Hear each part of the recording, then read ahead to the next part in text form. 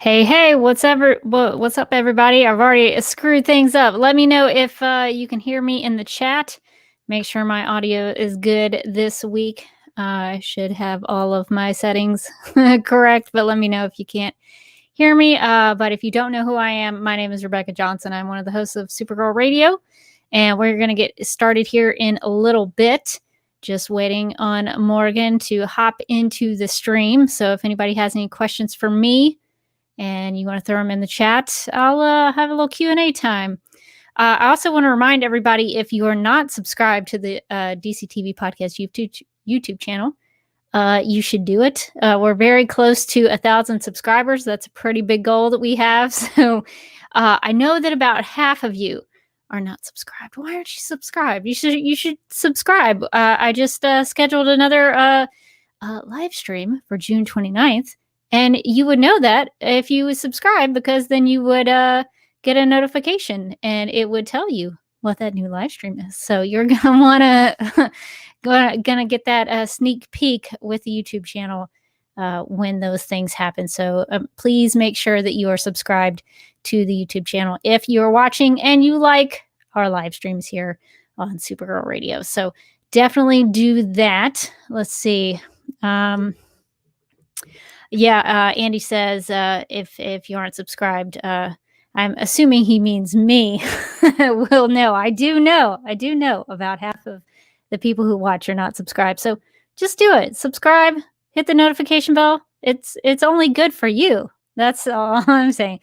Okay, so and Mark says you're getting some heavy hitters this month.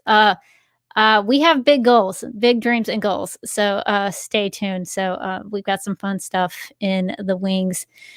All right. Well, it looks like I've got Morgan in the backstage if she's ready to pop in. Hello. So I guess we will go ahead and get started if that's okay with you, Morgan. It is. Cool. Well, I guess I should figure out what I'm doing. I've got lots of overlays, lots of overlays and clips and things. It's very crowded in the in the back end of this live stream tonight. So we've got a lot of stuff to cover. So I guess we should go ahead and get started. So hang out there with us, and we'll see you in a little bit.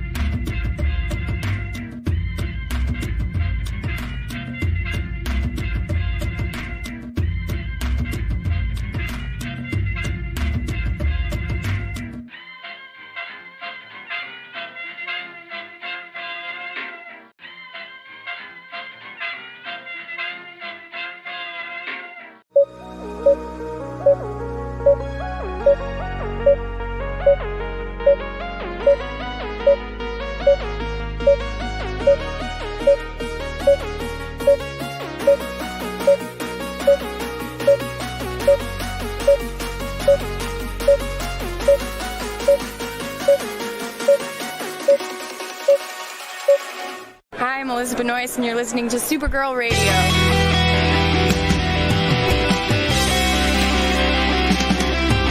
I think the CW are just trying to win the time slot war with Supergirl Radio. Supergirl Radio is going live every night of the week. How do you like it? Is becoming a human burrito a plus or a minus? I don't know. It does seem snug. I mean, they say you are what you eat. Oh no.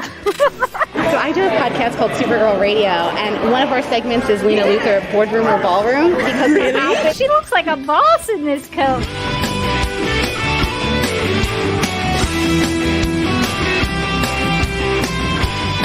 Is Nasty Luthor like a different Luthor? It's not just Lena being mean? No. Helen Slater here. It's so fun to know that you're hosting a podcast called Supergirl Radio.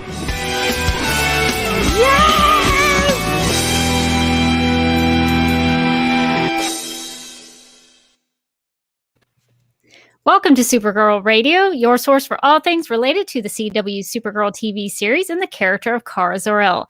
My name is Rebecca Johnson. I'm Morgan Glennon. And for this episode of the podcast, we are live and wired to start the final hiatus, we think. We're going to catch up on some news, analyze the latest promo teasing the return of the show, and read some listener feedback. So we hope this is the last time we're going to have to go on a hiatus until August 24th. But who knows? Maybe they'll take another hiatus in there somewhere. But we hope this is it. This is the last one we have to suffer through, and then it'll come back. But before we get into the promo for the next episode, we need to get to the news. Oh boy, we have a lot of news to cover. Oh my God, look at this doc. Sorry about that in advance. It is 14 pages for an episode where we were just gonna kind of chat. So, all right. So we have the first news that I think was posted today. David Harewood posted to Instagram writing, quote, "Can't believe I got through 4 snowboarding seasons without so much as a broken fingernail. And I guess he tore his Achilles heel playing tennis. He says, drawing on my Martian powers of recovery to get me through." So it's really unfortunate that David Harewood has injured himself, I guess, playing tennis. But he'll still be shooting Supergirl, I believe. But it's more so in a limited space and because of his injury. So we're sorry to hear that. Poor David Harewood. He's got like the boot and everything. Oh no. Oh, Beaker, why? Beaker, no. He waits until the stream starts, and then he's like, my time, it's my audience. Beaker, why can't you just let me shine? Beaker knew that was his cue to go. I do have a funny story about injuring myself during tennis. David Harewood should not feel bad for injuring himself during tennis, because when I was in the 3rd grade, I injured myself on my very first tennis lesson. I sprained my ankle, and that was a real great start to my tennis career. Surprisingly, I was an okay tennis player. It wasn't great, but I didn't have a great start. So I really didn't expect much out of myself. So injuries during tennis can happen because it is a tricky footworking in tennis. So we hope he feels better soon, and hopes he. I assume that he can draw on those Martian powers. So we hope that he does. He's gonna like better. Look at his foot and like put the fingers on the side of his forehead and just go like heal. So I'm gonna take care of it. Yeah. So I'm sure that the show is working their way around it, and Martian Manhunter Jean might be sitting a lot in the second half of the season. We don't know. Maybe they'll make the boot like a magical boot. Ooh. I mean, they could. It could be like Martian technology. It could be. He's like, this boot can get me anything I wish for. Like, or maybe the boot is like a rocket. Like the rocket, like power just comes out of his feet, and he just like blasts off. I mean, they don't have the budget for that, but it'd be cool. I mean, you can make it work. So that is some sort of breaking news coming from David Harewood. So I did. That was a pun unintended. I'm very sorry. But so we do hope that he feels better soon. I feel like he shouldn't feel bad, because one time I bashed my foot into like a chair, and I woke up the next morning and like my baby toe was like purple, and I thought, that seems bad. So then I went to the doctor and I was like, I think I broke my baby toe. And they were like, yep, you definitely did. And I was like, cool. Like, are you just should I just wait here while you plaster it and like splint it or whatever? And they're like, it's a baby toe, so we're not going to do anything for it. And I was like, not just like a little cast. You can't just like put a little cast on it. And they're like, no. And I was like, just like tiny split, like a little toothpick splints. And they weren't into it. They weren't feeling it. They were like, no, there's nothing you can do. Yeah, when you break a toe, the very most they do usually is like tape them together. Yeah, that's what they're like. We can tape them together. I was like, you know what? Don't bother. I was just so mad. I was like, I want my baby cast. Everybody's signing your baby toe. Exactly. It's so small, the signatures. That's what I wanted. I was robbed. Oh man, yeah. That's although I will say when I was a kid, I injured myself a lot when I was a kid. So when I was 6 years old, I broke my leg and had a cast up to like my waist. Like I had a very big cast, and it was not fun. And I screamed like somebody was murdering me when they sawed it off, because they used to, I don't know if they still do, but they used to like saw the cast off. That's very dramatic. It was. When I was 6 years old, I was like, are they going to cut my leg off? What are they doing? So that's the inverse of the cast situation. I would not recommend a cast. That seems intense. It was traumatizing. So according to Deadline.com, the CW network is becoming a full 7-day-a-week broadcast network. So like, let's just like, congratulations. Yeah, good CW. for you, CW. Good for you. I find it helpful to like be affirming to the CW so that maybe they'll do anything that I want them to do. Oh, CW, you go, girl. The network co-owned by Warner Media and Viacom CBS is expanding its primetime schedule to include Saturday next season. So no Saturday this season, but Saturday next season. So this will mark the first time that the CW has programmed 7 nights a week over its entire 27-year history. It's been on for, the CW has existed for 27 years? That can't be right. No, that can't be right. No, this is wrong. I mean, I remember when it started, Rebecca. This has to be wrong. Oh, wait. No, that okay. Like, honestly can't be right. Can it? So I remember Smallville being on the CW around 2006, 2007. So that's got to at least be 15, 16 years. But 27's too many, right? Like maybe they're counting like the UPN. Yeah, but that doesn't seem like it should count, should it? I don't think so. I feel like I'm being very nitpicky here, but I feel like this is wrong. Is the thing. This is not the accurate CW years. Sent a cold chill down my spine when I read 27 years. Like, wait, excuse me? What year is it? How old am I? Not old enough for it to have been 27 years. Deadline.com. I'm sorry, I should have read the rest of the sentence. They should tell us. I'm gonna reread it for everybody, and then I'm just gonna feel bad about myself. Okay.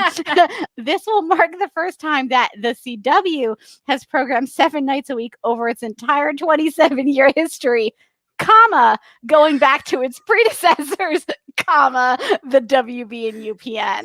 So that makes more sense. A little egg on my face. I'm sorry. I retract what I just said to you, Deadline.com. I didn't mean it. I should have finished the sentence.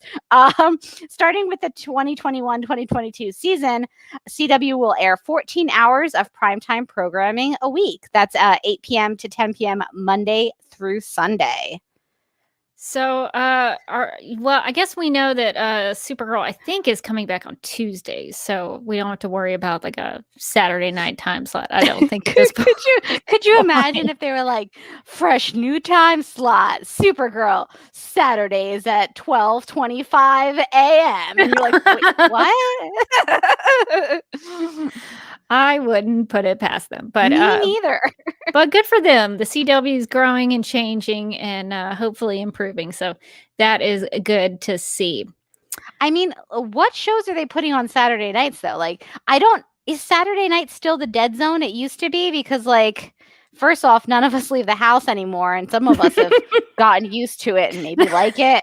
I'm not saying all of us. I'm not saying some of us are canceling plans with loved ones to sit on their couch watching Netflix because it feels good and comfortable. But but back in the day, Saturday used to be like the time slot that you sent a show to die. Back in that day, but previous to that, it used to be like the day. I mean, the biggest shows on television used to air on Saturday. Really? I think the Golden Girls were on Saturday. I want to say like the Love Boat or something was on Saturday nights. The like Love Boat? Saturday used to be like the night. And then all of a sudden it like became nothing. And TV shows stopped. Like the big ones stopped on Thursday. And then I guess everybody went to the movies on the weekend. Yeah, I remember Friday and Saturday used to be where like you would send a show off to pasture. Like if it was a show that was like getting low ratings and then they moved that show to Friday, you'd be like, uh-oh, this is the last season. And if they moved the show to Saturday, you're like, let them just air all the episodes of this season. Just get it over with. Rip that Band-Aid off. That's funny. So Donna says, Mary Tyler Moore, Bob Newhart, All in the Family, Carol Burnett were all on Saturday. Yeah. Whoa. Yeah. So those are some classics. Saturday used to be, I mean, I guess back in the day, I guess people didn't go to the movies on the weekend or do other activities. I don't know. Maybe everybody was like, hey, that was the activity. Go to the television.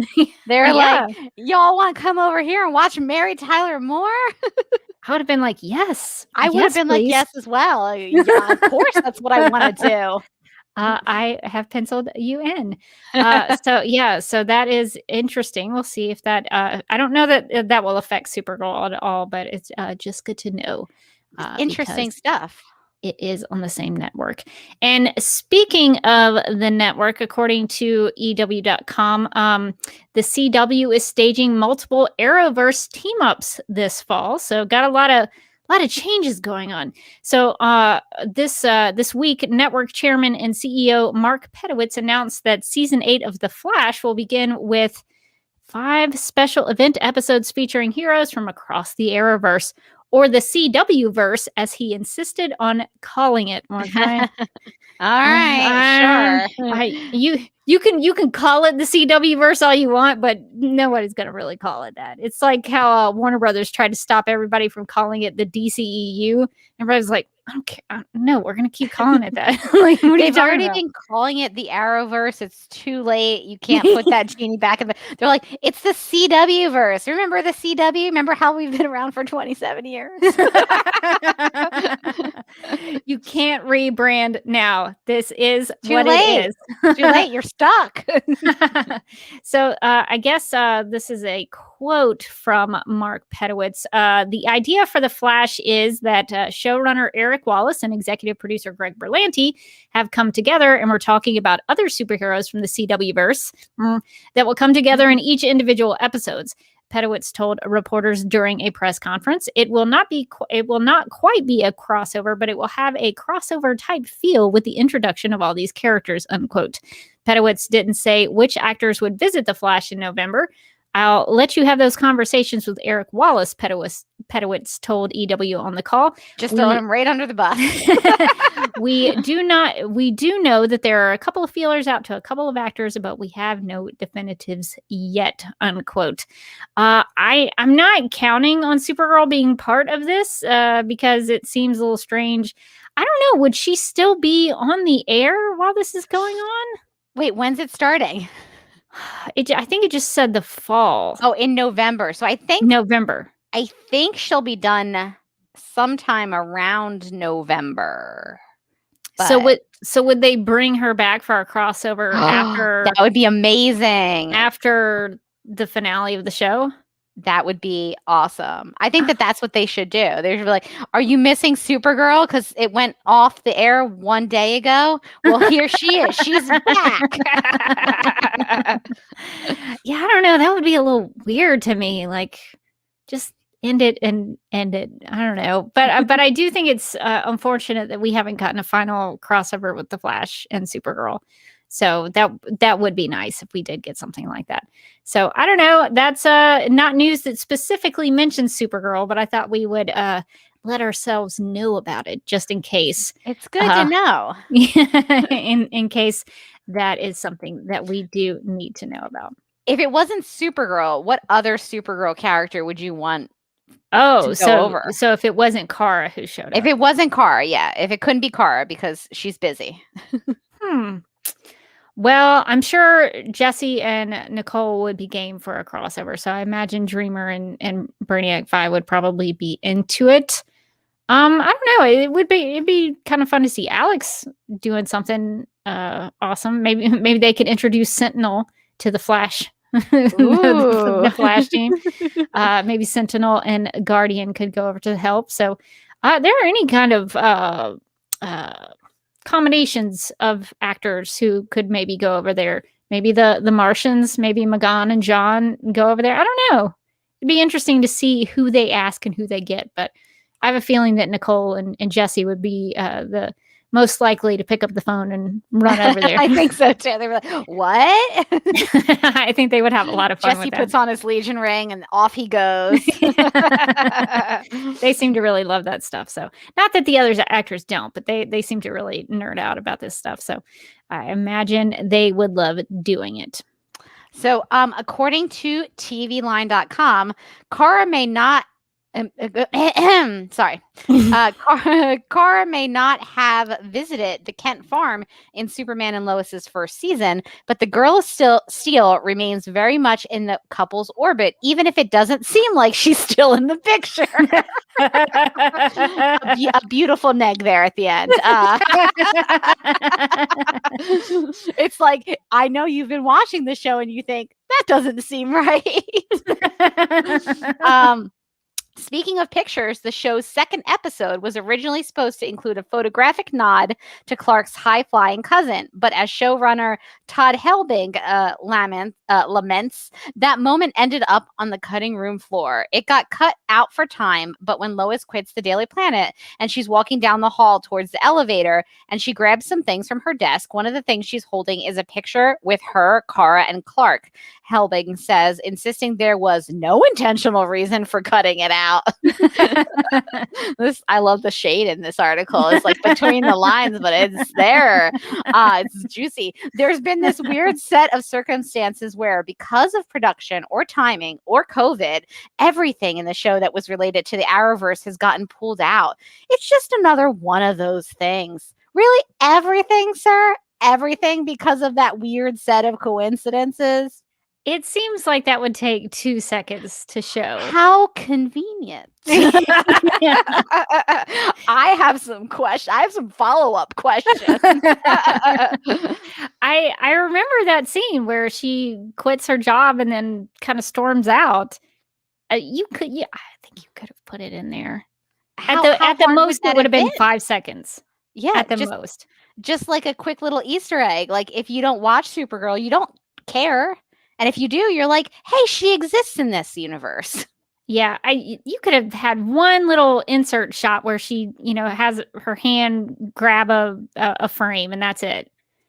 Wouldn't it be great if it was like a picture of her with Supergirl and Superman, but like just in their regular like superhero costumes, and like so like everybody in the office actually knew that she knew like who Superman and Supergirl are, and they're just like, oh my god, she's so cool. Or maybe nobody knew, but they were like, wow, she's friends with Superman and Supergirl. That's pretty cool. And it's just kind of rubbing it in everyone's faces like, hey, we have a secret and you don't know. It's like a really big picture and it's like faced away from her, like out towards where people walk by. Just so people can see it. Yeah, they're like, they have to like lean around the picture to talk to her. Yeah, so I mean, I think that would have been a good character beat for Lois, that she had a personal thing on her desk, like to remind her of her family. Yeah, I don't even if it wasn't Clark and Kara. What about Clark and the boys? Did she have any personal pictures on her desk? Anyway, I personally think it's kind of an excuse for cutting it, because I don't think it wouldn't have taken that much to show something like that, but that is their choice. So just know that were going to reference, I guess, Supergirl in there, but they didn't. So she still no longer exists, I guess. They thought about it, but then they didn't. They were like, forget it. We don't need it. We're good. Yeah. So I guess canonically, we still don't know where Kara stands in the Superman and Lois universe. She's somewhere in there. We think. I mean, you would assume, but we're just assuming. We don't know. Stepping outside of the CW verse, nobody calls it that. Outside of the Arrowverse, according to Deadline.com, a new animated TV series titled My Adventures with Superman, with Jack Quaid lending his voice to the titular hero, which, oh man, I don't like that word, has landed a 2-season order at HBO Max and Cartoon Network. Produced by Warner Brothers Animation and based on characters from DC, My Adventures with Superman follows the adventures of Superman and Lois Lane. The animated series features 20-somethings Clark Kent, the bright and driven Lois Lane. Zoe's Extraordinary Playlist actress Linda Lee will be playing her, and their best friend Jimmy Olsen as they begin to discover who they are. I'm sorry, Rebecca, you just called Zoe's Extraordinary Playlist actress Alice Lee Linda Lee. I did not. You did? Did I? You did. When you go and edit this, you'll get to go back to the tape. Well, and you said it with such like emphasis, like confidence. You knew. Yeah, like Linda Lee. And I was like, wait a minute, that's not right. I guess I can this just talk about Linda podcast. Lee so much. Wouldn't that be something if Lois Lane was played by Linda Lee? It'd be a little weird.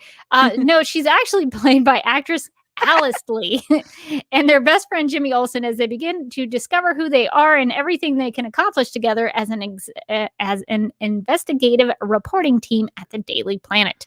My Adventures with Superman follows Clark as he builds a secret Superman identity and embraces his role as the hero of Metropolis and perhaps the world. Lois, now growing into a star investigative journalist, takes aspiring photographer Jimmy Olsen under her wing. All the while, Clark and Lois are falling in love, sharing adventures, taking down the bad guys, stumbling over secrets, and discovering what it means to be Superman and Lois Lane.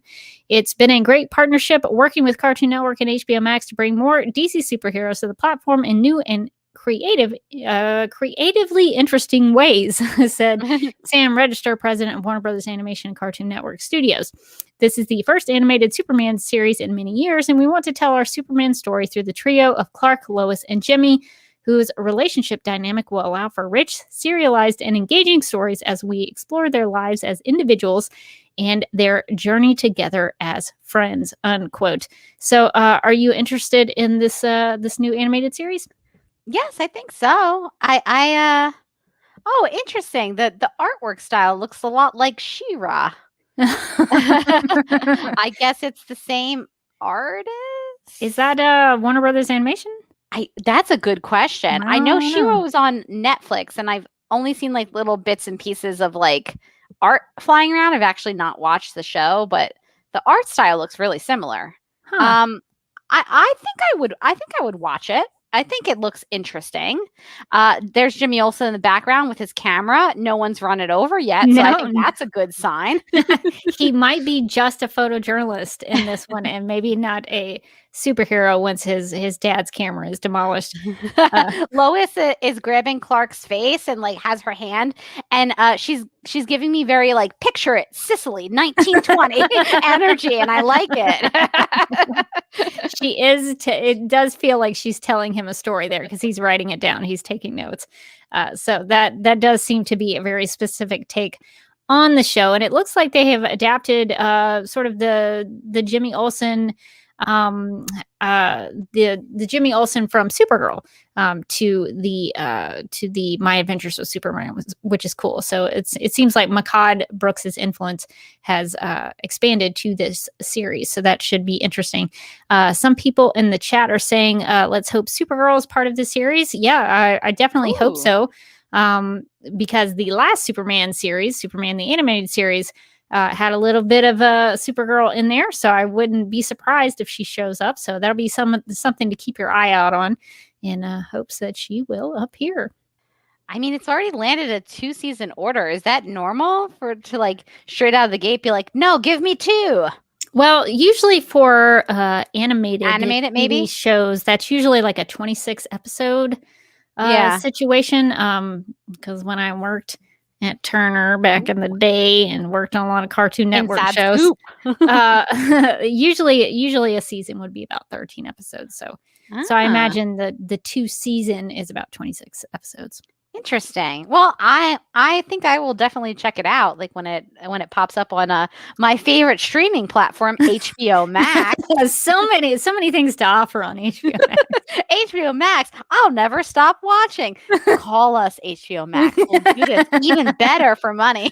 But I mean, especially like if they're gonna make it easy to like. I think for me, some of the problem with the animated stuff was until recently, like it was hard to track some of that stuff down. And so now that it's all like on the different streaming platforms, I think it'll be a lot easier to like watch and catch up with and stuff like that. And like I'm interested to see what it is, like what it's like, because I've actually never watched the Superman animated series. We are gonna have to correct this. So maybe this will be something we look into in case there is a Supergirl appearance. That'd be fun. That would give us something to talk about in the future. Yes. Okay, so according to Variety.com, Dwayne Johnson has been cast in the Warner Brothers movie DC League of Super Pets and will voice the role of Crypto the Super Dog. What a great role. Just finally he's made it, Hollywood. He's been clawing up to this, the pinnacle of all acting roles. Crypto the Super Dog. He's really gonna have to find himself in this role. I think he's going to be a great Crypto. I really feel it. I really feel it. The animated DC film centers on Superman's dog, who teams up with a flying cat. Ooh, is that Streaky? To stop a flying crime. cat. I mean, it has to be. It's got to be, right? Why didn't they name drop Streaky? Justice for Streaky. To stop crime while the Man of Steel is on vacation. It's slated to release in theaters on May 20th, 2022. Jarrett Stern is writing and directing the film with Sam Levin to co-direct in the first ever feature to star Superman's best furry friend.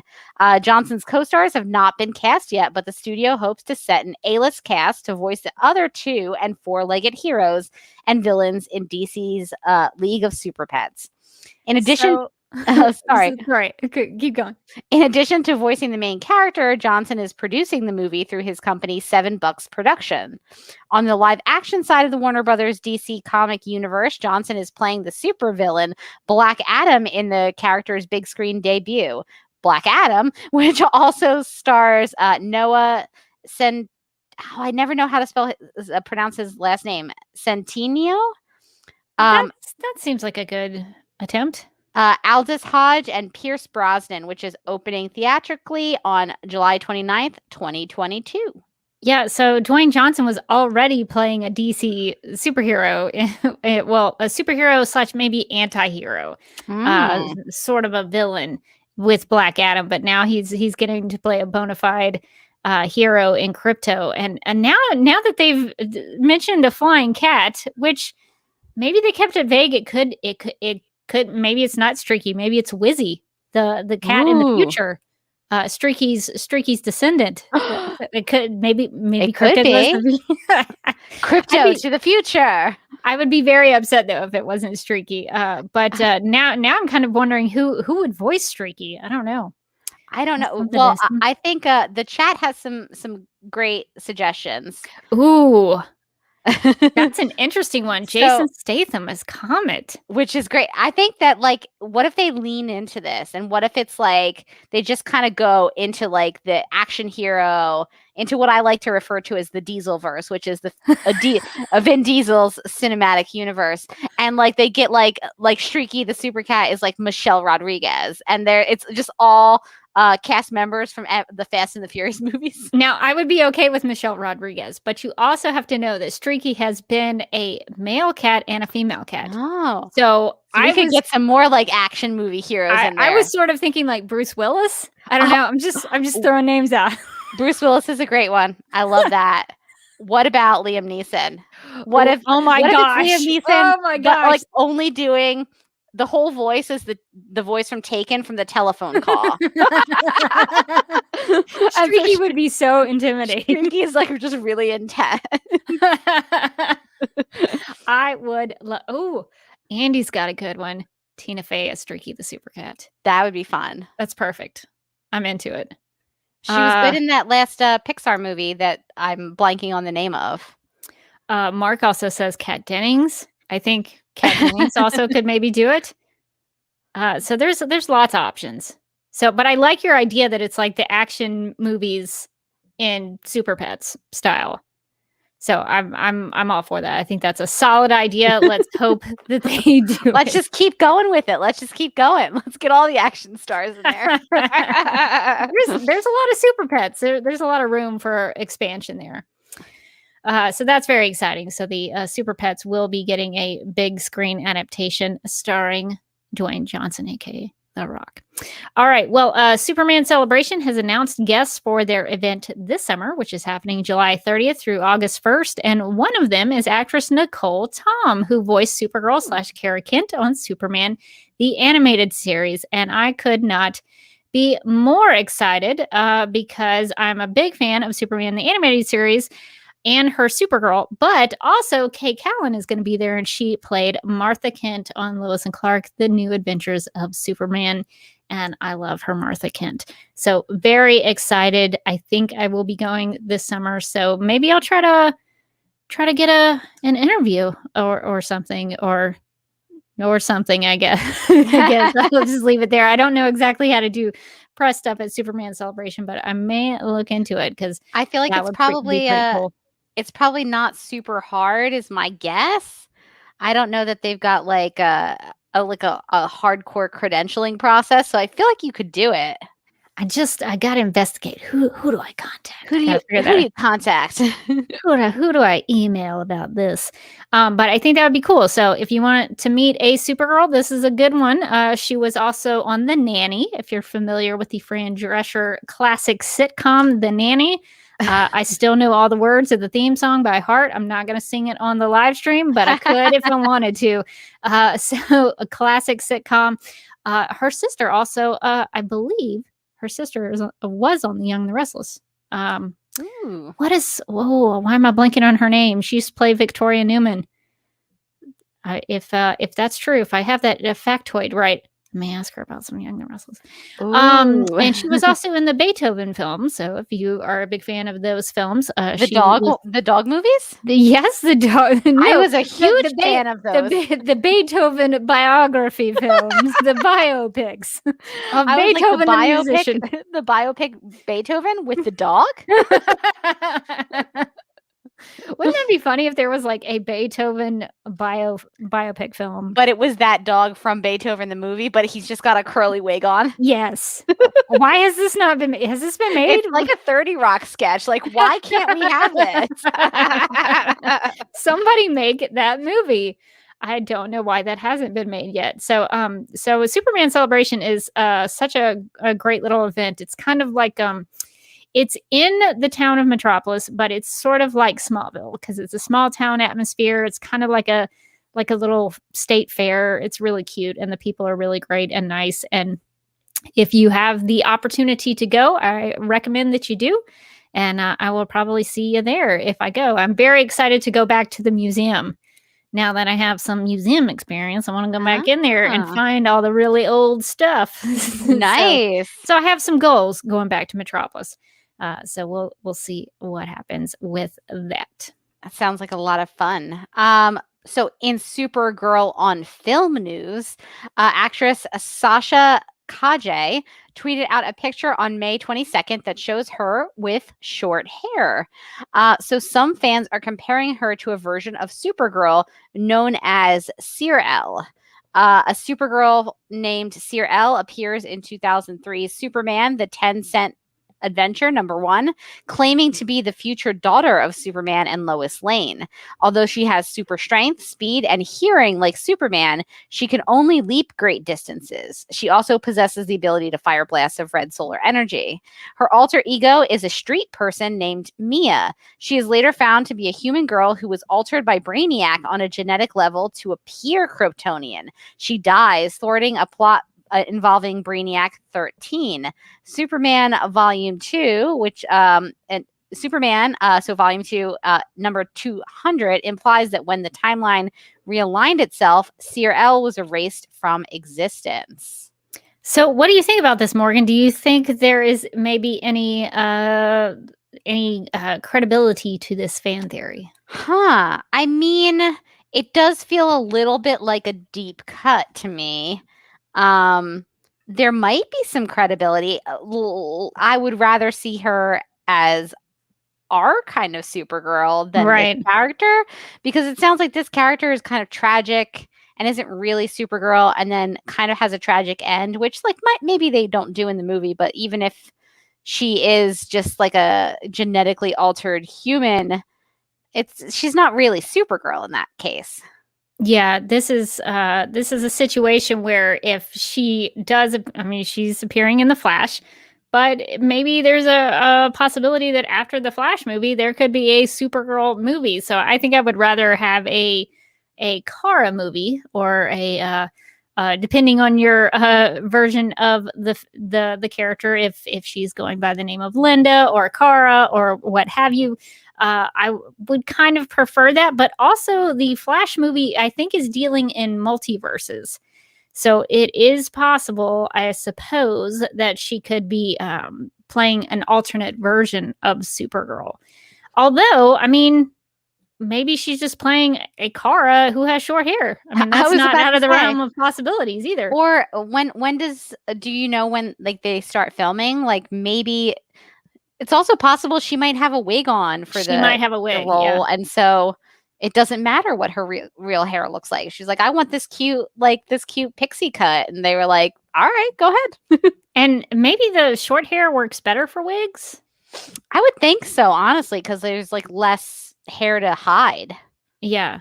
So I don't know. I think the theory is interesting because that is a little known version of a Supergirl.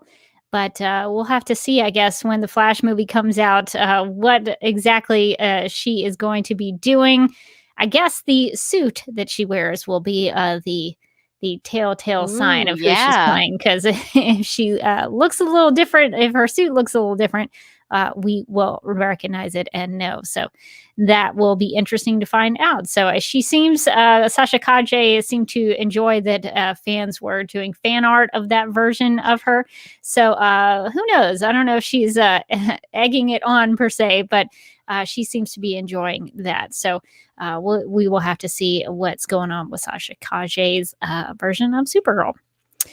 All right. Well, in terms of our discussion, our main discussion here for this episode, for this week's Supergirl Radio, we don't know much about the return of Supergirl on August 24th, but the CW did release a promo for the 8th episode of season 6 titled Welcome Back, Kara, which I have to, as a fan of classic TV, assume that this is a sort of play on Welcome Back, Kotter, which I also know all of the words to that theme song, and I'm not going to sing it.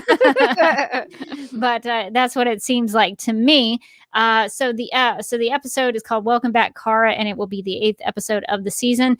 And I thought it might be fun, Morgan, if we went through some of the shots in the promo and just kind of talk about them. And if people in the chat have some thoughts, since we don't know a lot about it, we're just kind of speculating and kind of figuring out what's happening. So if you haven't seen the promo yet, I'm not going to play it over the live stream because, I don't want copyright strike. But if you want to watch it, it's in the video. It's linked in the video description, so you can click on it and watch it as we talk. But we do have some screen caps. So the first thing I guess we could talk about is one of the shots in the promo is that it looks like Kara and Zor-El are in the tower. So it seems like Zor-El is going to meet all of her super friends. and get to know this new headquarters that they are hanging out in. So that's good. It looks like maybe there's some balloons back there. It looks like it's like a welcome home party, maybe. So yeah, so welcome home, Kara. Welcome to Earth, Zor-El. Yeah, so maybe they're having a little welcome back bash to celebrate their return from the Phantom Zone. Even though it doesn't feel like they were gone for too long, I guess they are celebrating their return. So the next thing I think we should maybe talk about, this is kind of a big one for me, these next couple of screen caps, and I'm curious what you think about it. So one of the shots is Jason Behr as Zor-El in glasses. So what do you think about Zor-El adopting a secret identity of his own? I love it. I love it. She's like, Dad, this is what it's like on Earth. You put on these glasses. I know you don't need them. You put them on, and then we just call you by a different name, and it's fun. It's fun. You're into it, right? It's fun. He's like, it's like when a kid gets into something and the parent is like really desperately trying to like get there, but doesn't care at all. And that's the impression that's like on his face, where he's like, all right, I guess I'm your uncle, whatever. Yeah, I'm not super crazy about this, because in one case, I don't think it makes a lot of sense. Why does Zor-El need a secret? I mean, I guess he can't be going around saying, "Hey, my name is Zor-El." So I guess maybe but he could just be like, "My name is Zor-El," and they'd be like, "That's a weird name," and he could just be like, "Yeah, my parents were like going through a weird phase." Also, there are aliens everywhere, so I guess exactly some different sort of alien type names wouldn't seem too bad. Unless you're really like aware that like that's a Kryptonian kind of name, like you just be like, "Cool, nice to meet you, Zor-El." Why does he need a secret identity? It doesn't make any sense. I think Kara is just like, Dad, it's so fun. Put on the glasses, it's so fun. We know Kara doesn't like it though, because she didn't like having to lie to people. But now I guess that all of her people in her life know about it. She don't really care about it. What if she was like, Dad, watch this, and then he puts on his glasses, and then like somebody like from the team walks in and was like, "Oh, good day, sir. I didn't see you there." And she's like, "See, they can't even tell." Yeah, so it'll be interesting to see how Kara talks him into this, or if it's his idea. It might be his idea. I don't know. But we do know that Kara, even though this is unusual for her, she's gonna take him to work with her. It's take your dad to work day. He doesn't know anything about Earth probably still, and so it's gonna be fun. Why would she ever need to take him to work? I don't know. But I'm loving the color palette of everyone dressed in this elevator. It's just like some like soft plaids. Everything's like really like calm. It's almost a lot of earth tones, which is interesting. Tones. She's like, I'm back on. I'm out of the Phantom Zone. I'm back on Earth. We're all gonna dress like a garden. Dad, you're the dirt. Yeah, I don't know why she takes him to work. That's very strange to me, but I guess it's confusing. It's like, what reason would she need to take him to? What if she's like, I want to show you everything about my life. This is my job. And then they walk in and like nobody recognizes her at all because she's never there. I promised, Dad, I want a Pulitzer. Or maybe the inverse.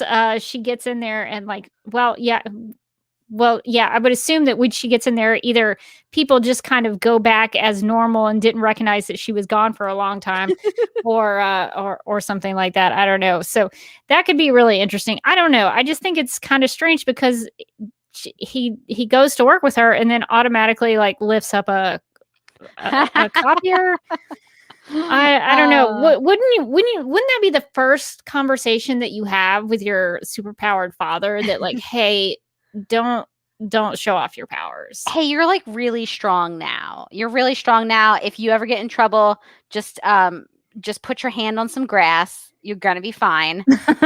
And don't lift anything that looks heavy. Don't lift it. I know it's not heavy to you. I get it. It's crazy. It's fun. Don't do it. Don't lift it. You think that would be pretty early in the conversation before she took him to work. You You would think that would be in the secret identity conversation. Like, this is why you have the secret identity, is so that people don't know you're superpowered. Yeah, like before she gave him the secret identity, you would think the first part would be like, hey, you're really strong now. Yeah. Don't pick up any cars or anything. So Nicole asks, what do we think his human name will be if they rename him? I think they called him something. The chat seems to think they called him her Uncle Archie. I believe that's correct. Hang on a second. Let me confirm. Let's see, I'm watching it.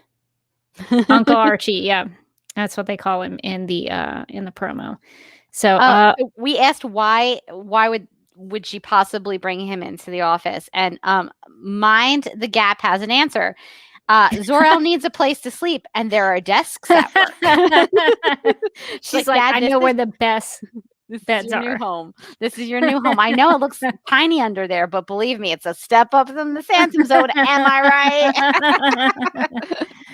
right? Let's see. I'm trying to see what Leslie's question is here. Why do you think the Supergirl writers are rewriting her backstories established in season 1 through 3, and her parents are now alive? Is this good writing? So I guess this is something to talk about. So Kara goes to the Phantom Zone. She finds her father, who she thought was dead, and now she's bringing him back to Earth. Do you think that she's called Allura somehow and like, hey, Mom, Dad's alive? The thing is, they don't come to Earth. I don't get that impression. But like, how ice cold would it be if she did call Allura and Allura's like, nah, I'm good. Laura's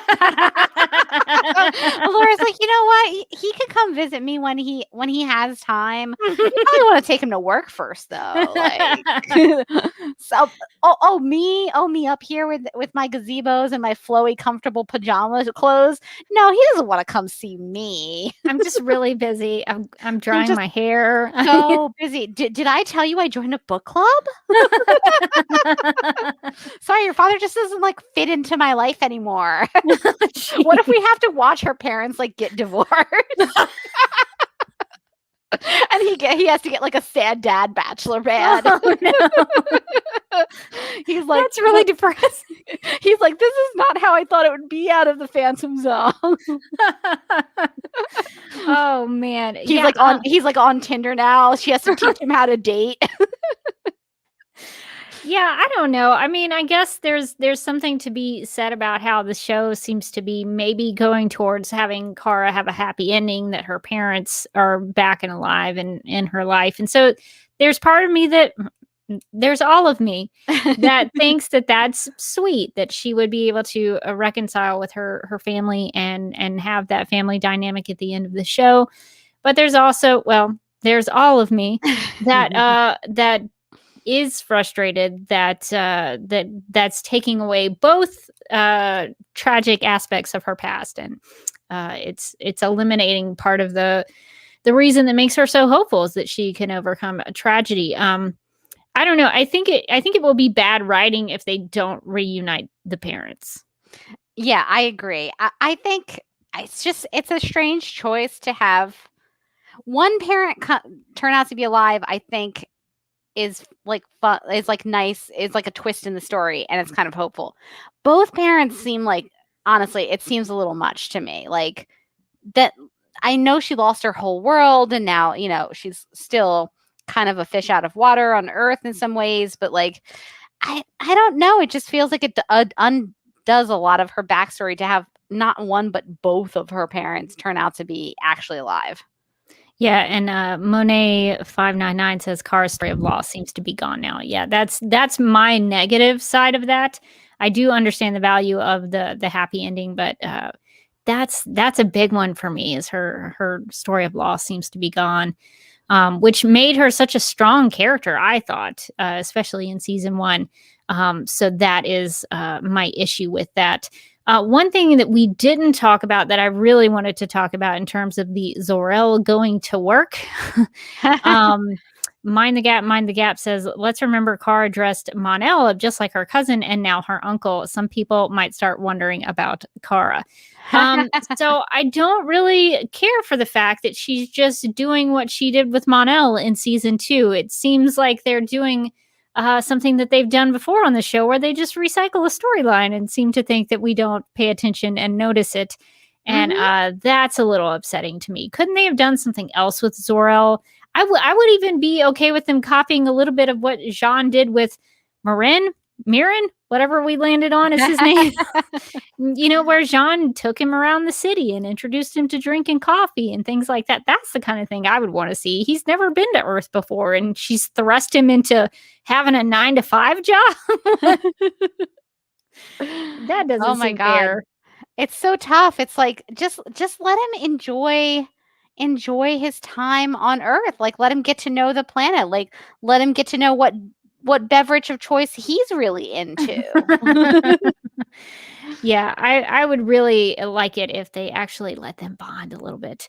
Having him go to work with Kara and Nia is not necessarily what my preference is, but we'll see how that plays out.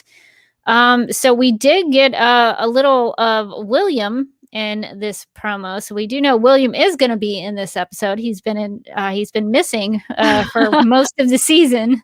So I guess we'll figure out what he's been up to. Caught sight of William, basically just a human-sized blur behind Kara. I did not notice him at all when I watched this promo.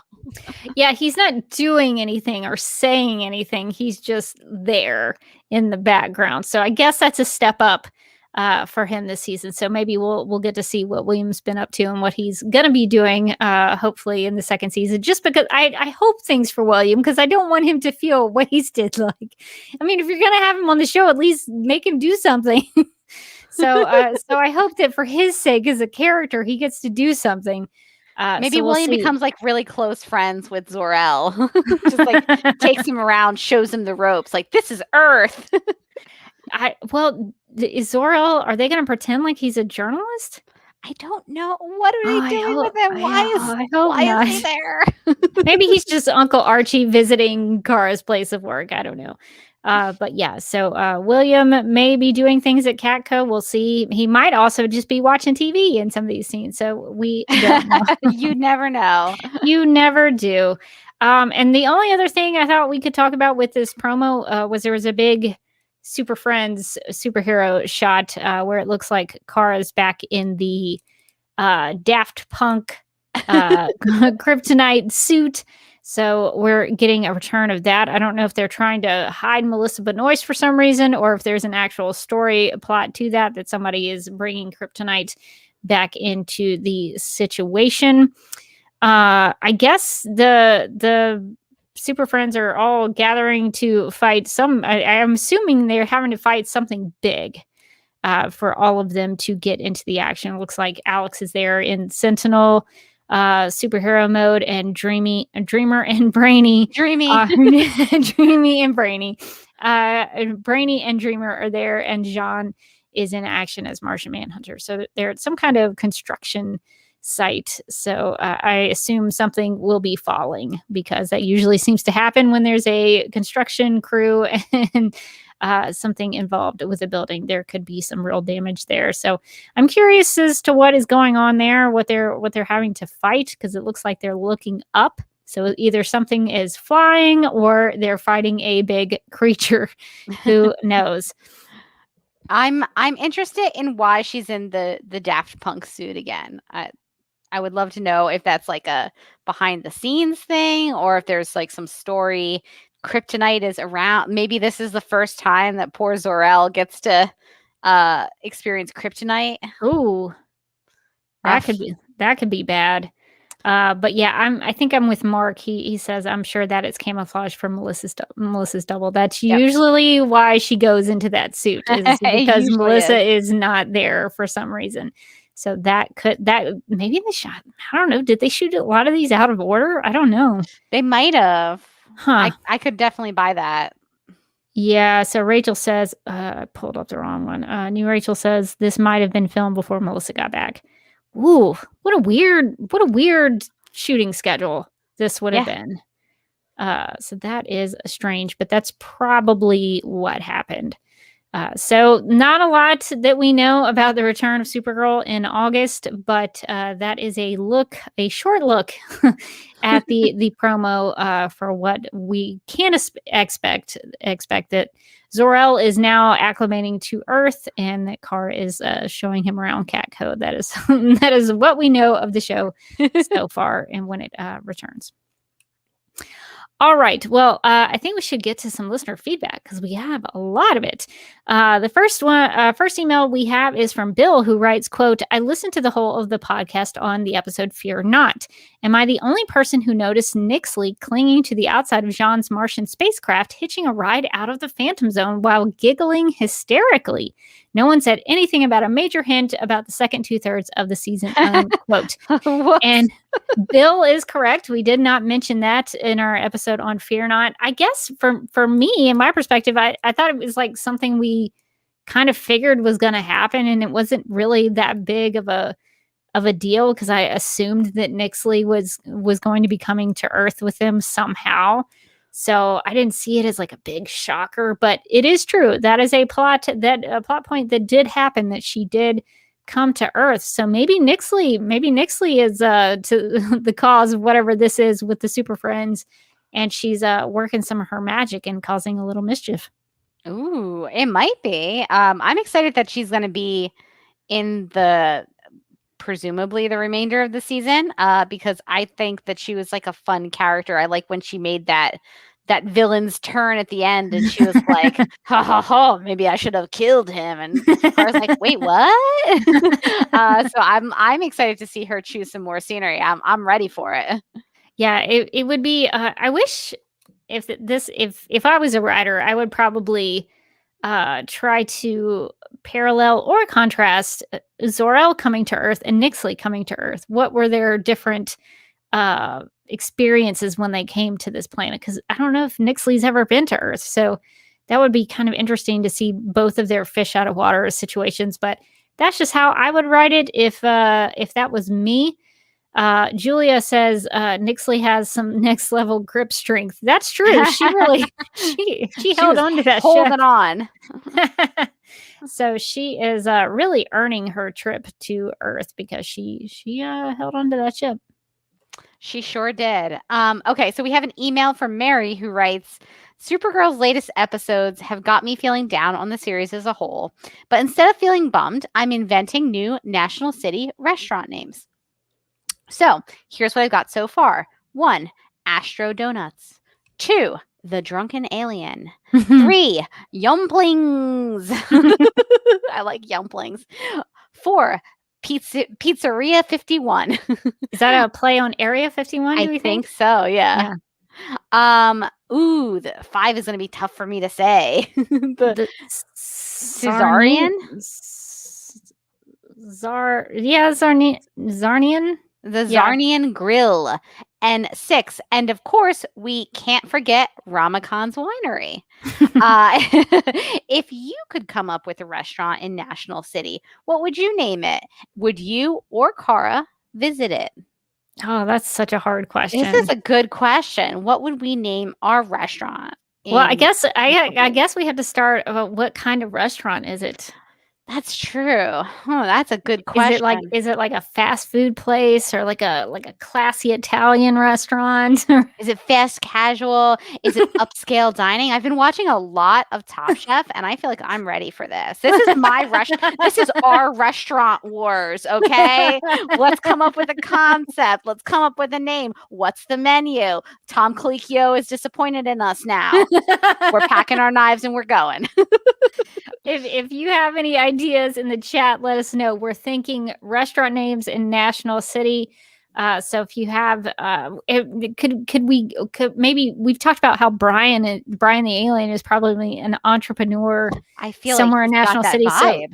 So should he be creating a restaurant in National City? I don't know what that would be called, but that's a good. We're maybe going to have to think on this one a little bit. Andy says Alien Dive Hut, Alien Dive Way, Burger Alien Dive, Domino's Alien Dive. So a lot of alien dives. Really, you could just play on that. I like Mind the Gap's suggestion, which is just Brian's. And I feel like Brian's is like the bar from Cheers. It's like where everybody knows your name. But like you go into Brian's and then you're like, where's my wallet? Because Brian definitely took it. Donna says the Kryptonian Cafe, which would give Zor-El someplace to work. So that's a bonus. Do we think that's got like Superman decorations everywhere? Superman, Supergirl paraphernalia? I think so. I think it does. I like Paula's suggestion. Under the rubble. This is where an ex-DEO employee opens a restaurant. Oh, I like that. Maybe some of like the decor is just rubble from the DEO. Just using that real life experience to connect with people. I like that. Oh, got a bunch of them. Popcorn's got a good one. Brainiac 5-foot sub. So that's the sub at their sort of subway, their sort of subway, if you will. Yeah. Oh my. Another good one in here, Linda. The Hard Rock Ramakan Cafe. Yeah, I could see Ramakan getting in on that franchise business. I definitely could. He's got a franchise, definitely. Maybe he started by selling his wine to Hard Rock Cafe, and then they were like, "You can just rename it." Mark's got my favorite one, the Fondue of Solitude. That is perfect. It's just a fondue restaurant, but like it looks like the fortress, and then you're really cold and you're eating hot fondue. I love it. I would go in there. There's like ice bars, but then you're like, you're cold, but here, some warm cheese. It's my favorite things. Cara would definitely go into that one. That would be right up her alley. I think so. Let's see. We've got Mind the Gap's Aunt Alex's pancakes. So maybe Alex decides to open up something, a breakfast place. Oh man, we got a bunch of them. Monet 599 says Brown Water Shop for Mirren or Marin. Maybe Jean opens up a coffee house in honor of his father, in memory of his father. I think that could work. That's a good one. Oh, Julia has expanded on the Fondue of Solitude and said there's only one table for one person at Fondue of Solitude. You come in. You can't even bring another person with you. You have to eat your fondue all alone in the Fondue of Solitude. On theme. I like it. I love it. Oh man, that's good stuff. There's a lot of good options happening here. Do you want to read that one? Yeah, sure. Not sure his suggestion is the William Cafe. Oh man, that's good. Yeah, so there's a bunch of them. So many good ones. I feel like Lena would open like a fine dining like a Michelin star establishment. Oh, yes. And but like you would go in, you'd be all dressed up, you'd go in, all the waiters are in sweatpants for no reason. They're like all in tracksuits. You're like, you're really I thought this was a fine dining restaurant. Why is everybody so casual here? And Lena's like, gotcha. That would be awesome. Yeah, so those are some great National City restaurant names. I think that we've established a big restaurant business in National City. There's a whole slew of them. So they probably eat pretty well there in National City. So good Who do we think stuff. Of the Supergirl cast, who do we think, not the actual actors, like the characters, who do we think is the best cook? Because I don't think it's Cara. Because I don't think it's also not Alex. I don't think it's definitely not Alex. I don't think Alex is ever in contention on this one. Did Lena cook with James? I think she did, but I don't know if that was all James doing. I feel like Lena's always had personal chefs. That's probably true. Cooking for her. She's probably like, how do you make the tea? I know the water heats, but how?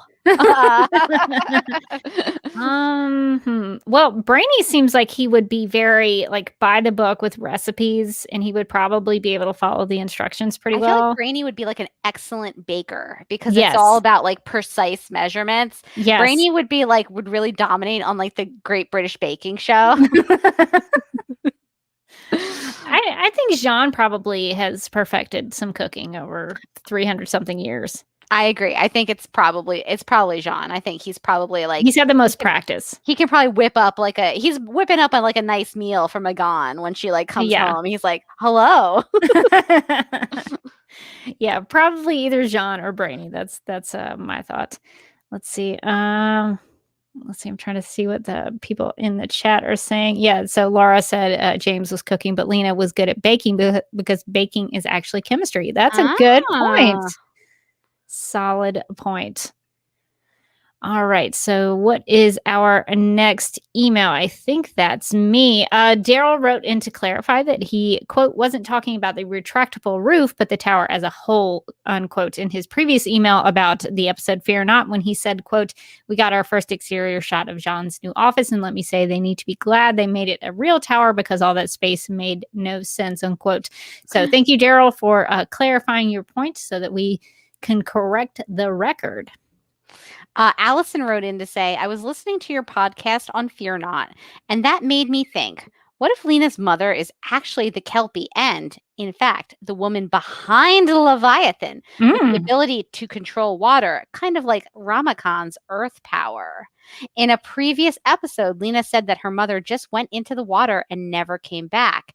Now, she said that she sees the Kelpie in her nightmares. That could explain why Lena is so confused about her mother's death and why she never understood what happened that day.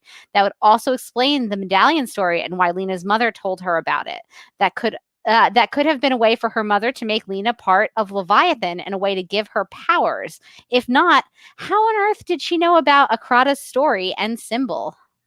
So what do we think about that? Do we think that maybe Lena's mother could be the Kelpie?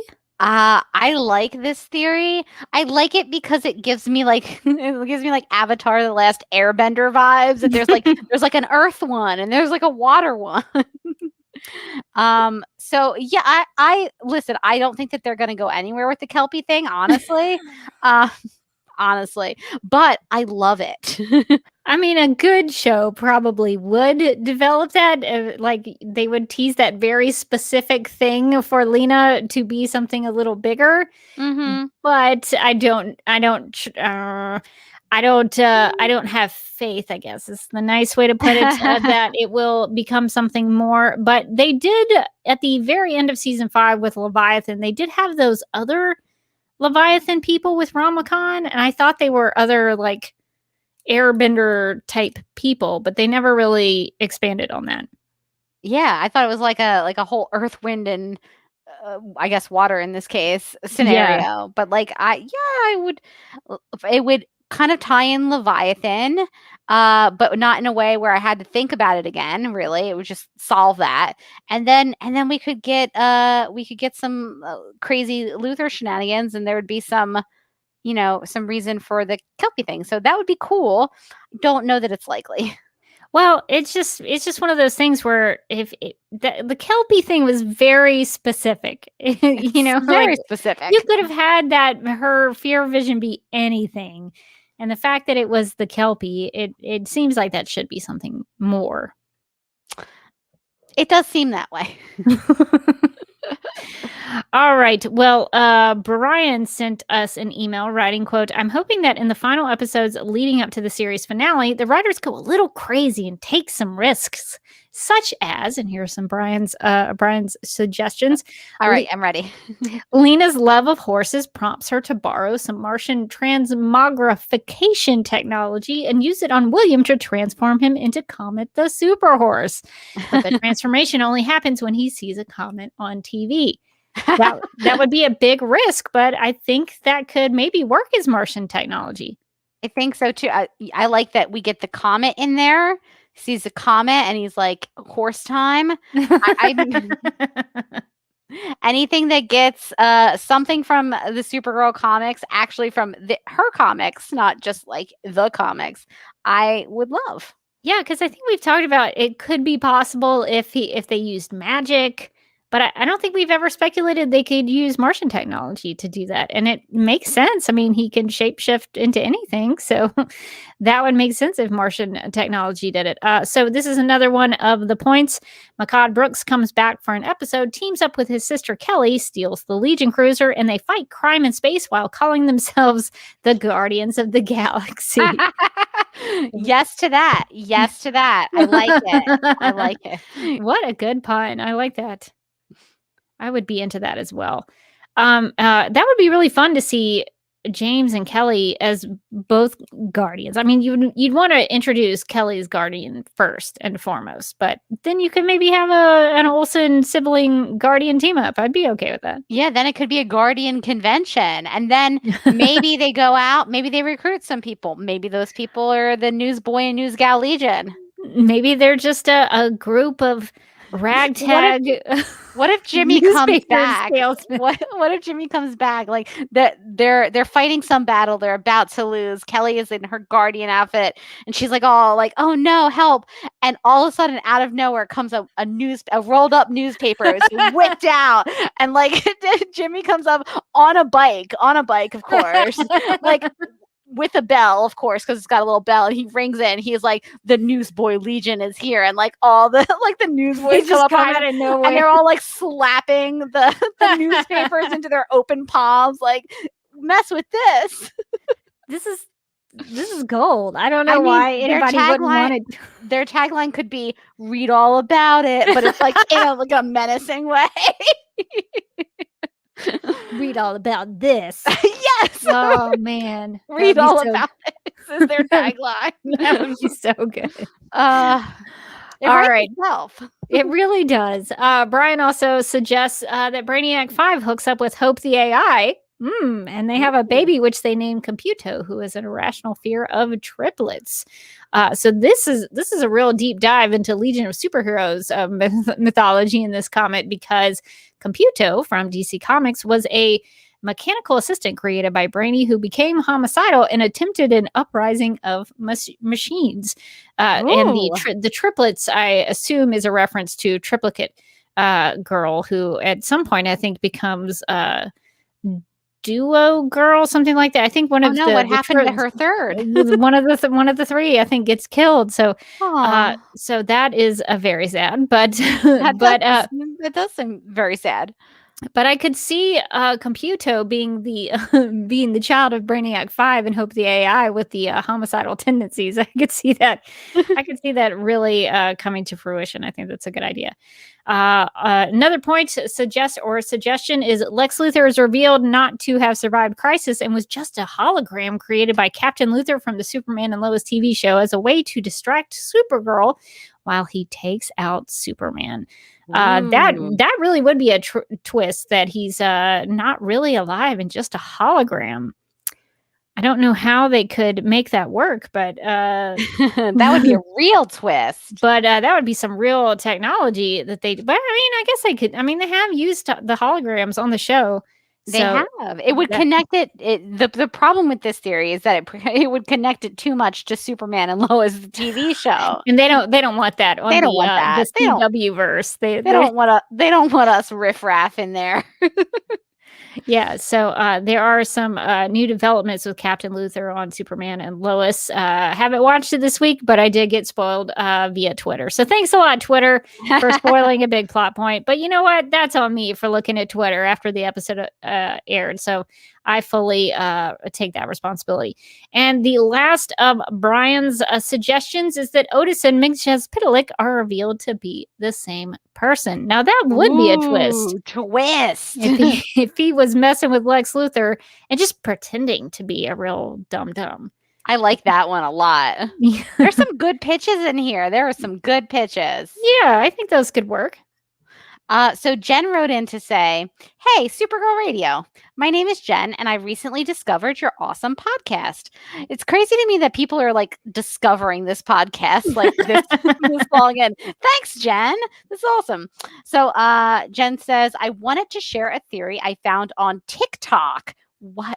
I gotta be honest, I'm not on TikTok, so I didn't realize that there was like a Supergirl contingent on TikTok, and this is kind of blowing my mind a little bit. I thought it was just like pasta recipes and dances. Should we start a Supergirl Radio TikTok? I don't know. I mean, we probably should, but I think we both might be too old to have to learn TikTok. I think that's elder cruelty to both of us. I found this theory I found on TikTok, posted by user at Katie_McQuotes. The theory is that Nixley is Lena's mom because she got to the Phantom Zone through the Shadow Lake and Lena's mom drowned. I mean, Nixley does have bangs like Katie McGraw's wig.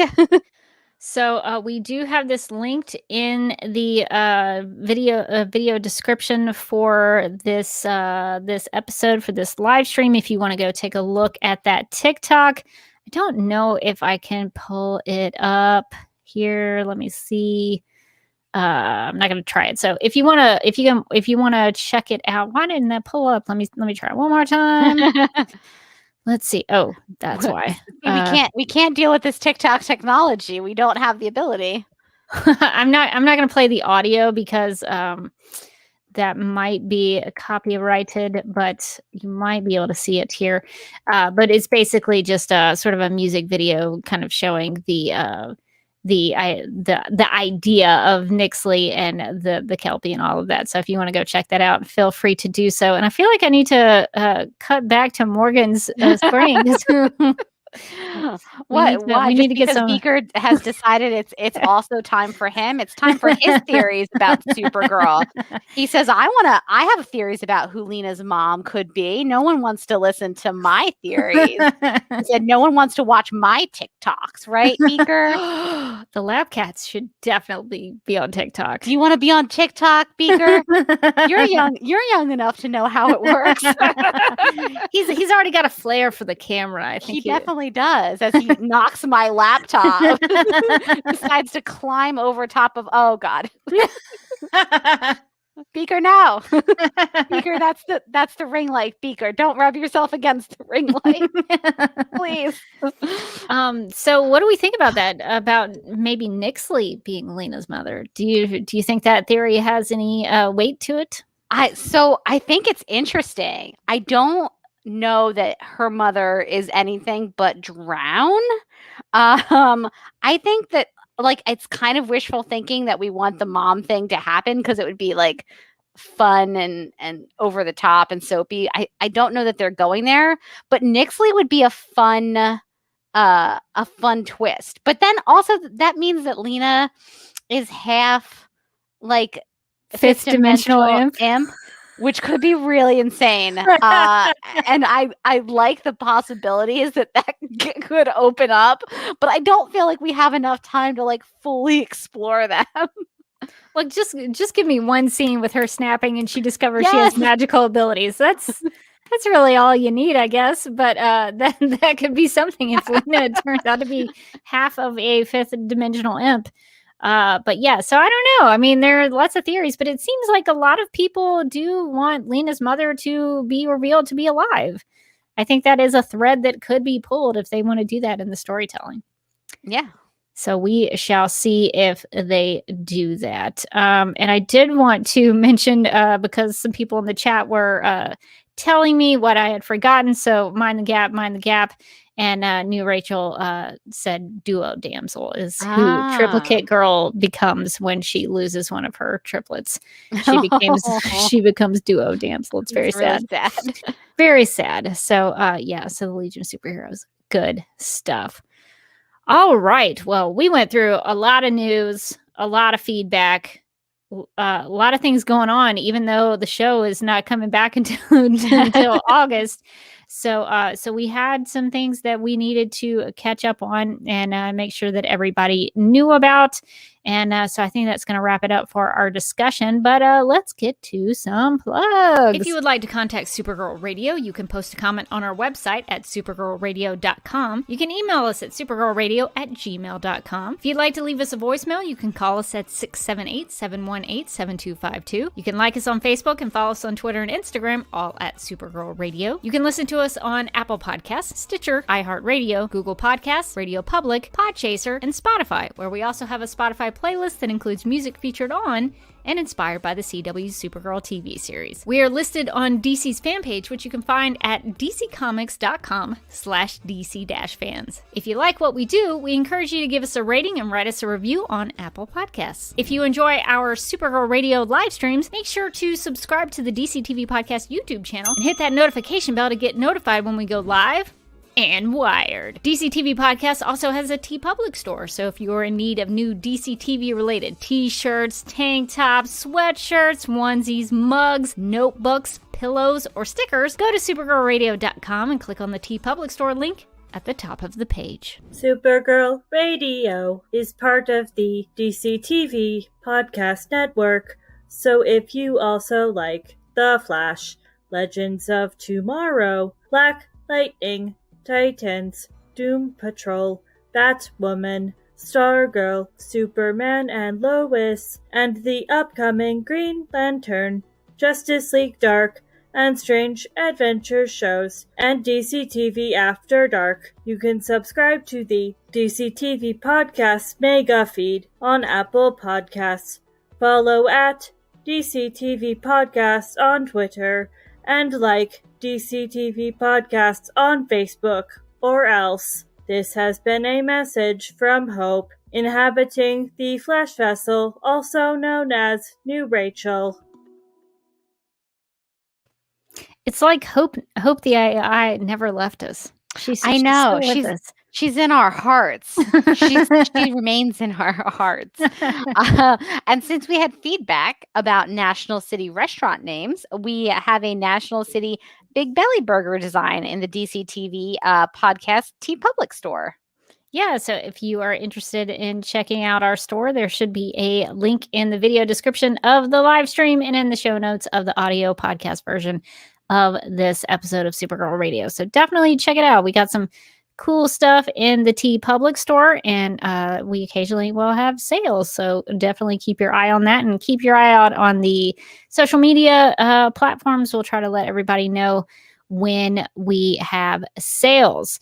And we would like to thank our legion of super sponsors for supporting the Supergirl Radio Patreon. So let me get those names up for us. So that would be Michael, Sam, Anne-Marie, Grout, Yvonne, Quinn, Jessica, Nicola, Leslie, Abby, Irmgard, Miriam, Cherie, Donna, Nicole, Lizeth, Deb, Susan, EH, Naomi, and the Brewsters. So thank you all for supporting Supergirl Radio. And if you would like to support Supergirl Radio as well, we have 4 different monthly membership levels, and you can become one of our Patreon patrons by going to patreon.com/Supergirl Radio. And that definitely helps us out. And we give you some cool, like, extra exclusive content. So you get your free, normal, kind of, regular Supergirl Radio content that you're used to. But then if you're a Patreon supporter, you get some cool extra stuff, like Morgan, like Morgan introducing me to Girls 5 Eva, which I laughed about, and I highly recommend it. It's a great show. Peacock, check it out. It is a great show. I've never laughed so hard of watching someone try to walk in heels. I really felt that in my bones. But it's such a good show. So if you like to laugh and you haven't seen something new in a while, definitely check out Girls 5 Eva. Because it's already a classic in my opinion. And as a reminder, we're still running our Flat Supergirl photography contest. So to enter, you need to download and print the Flat Supergirl image, which you can find in the video description of this live stream, in the show notes of the audio podcast, or at the right hand side of supergirlradio.com. Then you cut out Flat Supergirl. You attach her with tape or glue to a popsicle stick, a pen, or a pencil. And then you just take a creative picture with Flat Supergirl. It can be a selfie, but it doesn't have to be a selfie. She could be doing whatever. It's up to her. Ask her, Flat Supergirl, what do you want to do today? And then listen as she tells you. Post the picture, as many as you like. She could go anywhere that you want, and she can take a bunch of pictures. You're not the boss of her. But post those to Twitter, Instagram, or Facebook and tag at Supergirl Radio and use the hashtag Supergirl Adventure. Yeah, so we've been getting some submissions. One of them is from @m_grout. So Supergirl made a pit stop in Jean's hometown. So this is very fun. So thank you for sending that in. So if you all do take a picture with your flat Supergirl, make sure to tag us in it and use the hashtag Supergirl Adventures so that we can see it and share it. So that's awesome. She's traveling around. She's doing some fun things. She's going to football games and going out to eat and traveling the country. So Flat Supergirl is doing a lot of fun things. So thank you all for sharing those. Well, you can find me on the Instagram if you want to follow me there at the Derby Kid. That's where I am. I share the occasional picture or video about Canada geese, who I love. They're bossy and terrifying, but I have something in my heart for them. The goslings have been out and about recently, and they're so cute. They're so cute. So cute. So occasionally I'll share a little video of some goslings. You can subscribe to my YouTube channel, youtube.com/duckmilkprod. I finally came to a realization about how I can do my last video to my Batman v Superman series. So I'm gonna be working on something with that. I'm basically, I think, going to read through the Rotten Tomatoes top critics reviews of Batman v Superman. We're just gonna have like I don't know what we're gonna call it, like a story time with Rebecca. I don't know. I'm just gonna read the reviews and we're gonna talk about them. So if that seems like something that you're gonna be interested in, definitely subscribe to my channel and be expecting that coming soon, because this was a hard one for me. I wanted to do a lot of research on art criticism and things like that, but I also just didn't want to be mean. I was trying to figure out a way to not bash other people's opinions while also thinking, hey, these reviews are really lazy and stupid. So I was trying to find a better way to approach I respect you, but you're wrong. Yeah, that's basically it. I don't want to be mean, but also I don't agree with anything any of you people said. So I think I found a good way in. Like, I'm going to respect that you wrote a review. You wanted people to read it. So that's what we're going to do. We're just going to sit through and we're going to read it verbatim. And we're really going to, get into it that way. So I think that's my way into it. So feel free to subscribe if you are into that kind of thing. And you can find me on Twitter and Instagram. I'm at Mojotastic. You can also find me as a host on DCTV After Dark, where we, I believe, will be recording this weekend.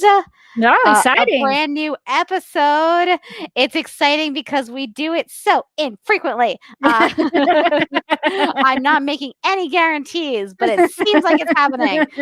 So that's honestly the best way to know when a new DC TV After Dark episode is going to be dropping is to subscribe, because we don't know either.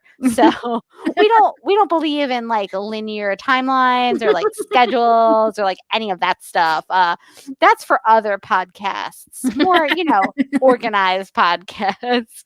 I'm also a co-host on the Legends of Tomorrow podcast, a slightly more organized podcast than the one I just talked about. And Legends is back. And so we are podcasting about the show. And so that's fun. So if you are jumping into Legends and you're like, I want a podcast about that, try ours. If you were like, I've never watched Legends of Tomorrow, guess what? You can just listen to the podcast. I know from personal experience. You don't have to watch the show. You can just listen to the podcast. It's all right, folks. Just listen to the podcast. You don't need to watch that show. I'm not necessarily a fan of the show. I'm a fan of the people who do the podcast. Exactly. That's how that works. We have something for everyone. So we go on enough tangents that you might not actually have to watch the show to understand the podcast. So is Legends of Tomorrow, is it going straight through or do they have a break? So we have a break this week for the holiday, and then it seems like it's going to continue. I don't know if it's going to break or not. It's the schedule this year is mysterious and unknowable. Well, that sounds about right with the CW and their scheduling for this current timeline of events. And I guess we should probably just plug some things we have coming up. So the hiatus is going to be going for a while, and Supergirl Radio is pretty busy. So if you want to hang out with us during the hiatus, we'll still be doing episodes. And when August comes around, Morgan, I'll have to have a conversation about that because I think August is going to be busy for Morgan. So A little bit. I may be calling on some either some Patreon supporters or some other listeners to come in and maybe do some episodes with me. Maybe we'll have another game night or something.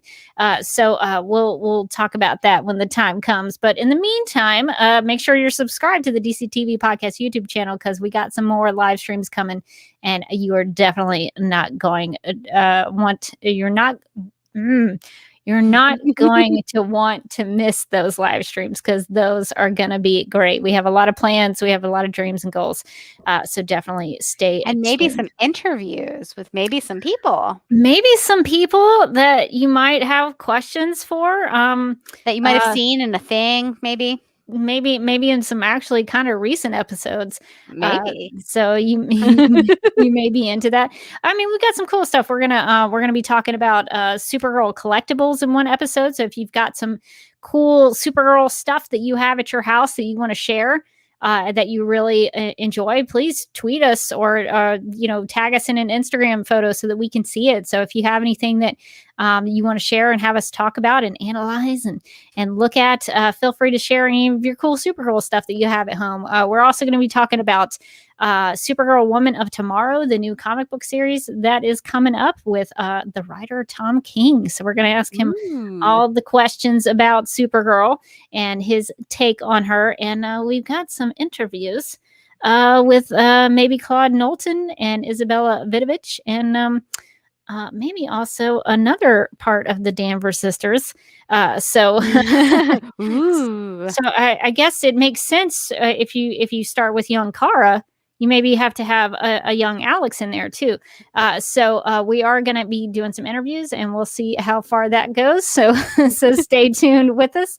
And come with your questions if you have questions for sure, and ask them as well. All right, I think that is going to do it for this episode of Supergirl Radio. But but until next time, I'm still Rebecca Johnson, And I'm still Morgan Glennon. and we really hope that this is the final episode, or not the final episode. I screwed that up. We hope this is the final hiatus of Supergirl.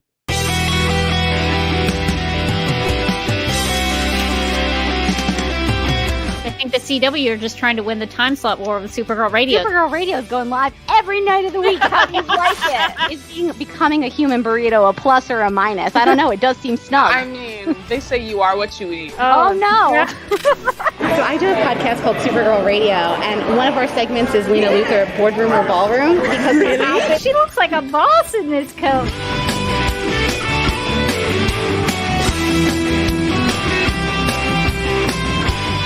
Is Nasty Luthor like a different Luthor? It's not just Lena being mean? No. Helen Slater here. It's so fun to know that you're hosting a podcast called Supergirl Radio. Yeah!